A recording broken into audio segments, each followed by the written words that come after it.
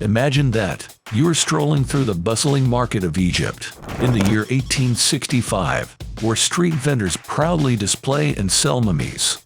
Mummies became the centerpieces for parties and social gatherings in the 18th century. The elites of the time engaged in a bizarre practice known as mummy unwrapping parties. The Victorian era, spanning the 19th century, was a time of great fascination with the mysterious and exotic. And one peculiar manifestation of this fascination was the Western obsession with Egyptian mummies. The catalyst for this obsession can be traced back to Napoleon's conquest of Egypt, which unfolded in the late 18th century. The European elites, particularly in Britain, were suddenly exposed to the wonders of ancient Egypt, and the gates of Egypt's history were thrown open for exploration. Big numbers of human and animal mummies were ground up, but, ironically, during this era, mummies were not accorded the reverence they deserved from the European elites. Instead, they became commodities, readily available for purchase from street vendors. Astonishingly, mummies became the centerpieces for parties and social gatherings in the 18th century.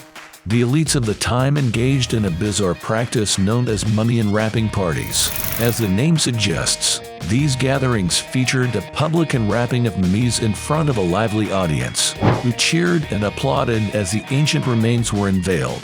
In a disturbing turn of events, the well-preserved bodies of ancient Egyptians were routinely ground into a powder and consumed as a medicinal remedy during this period. The popularity of pulverized mummy powder led to a counterfeit trade, where the flesh of beggars was deceitfully passed off as that of ancient mummified Egyptians. The Industrial Revolution, with its relentless progress, saw the exploitation of Egyptian mummies for more utilitarian purposes. Huge numbers of human and animal mummies were ground up and shipped to Britain and Germany to be used as fertilizer, contributing to the agricultural boom of the time.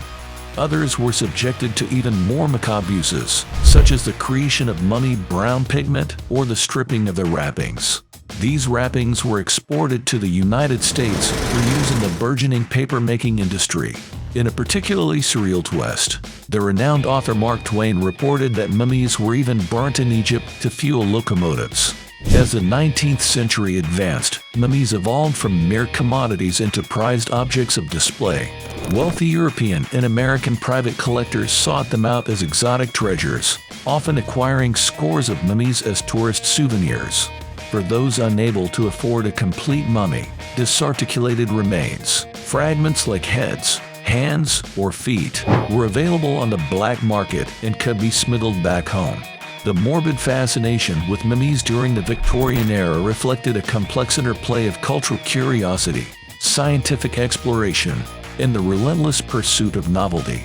These practices, however bizarre and ethically questionable, played a role in shaping the way ancient Egyptian artifacts are viewed today.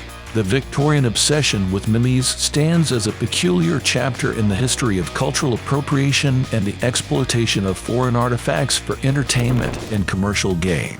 It serves as a reminder of the evolving nature of human fascination with the exotic and the often unsettling consequences of that curiosity. Thanks for watching.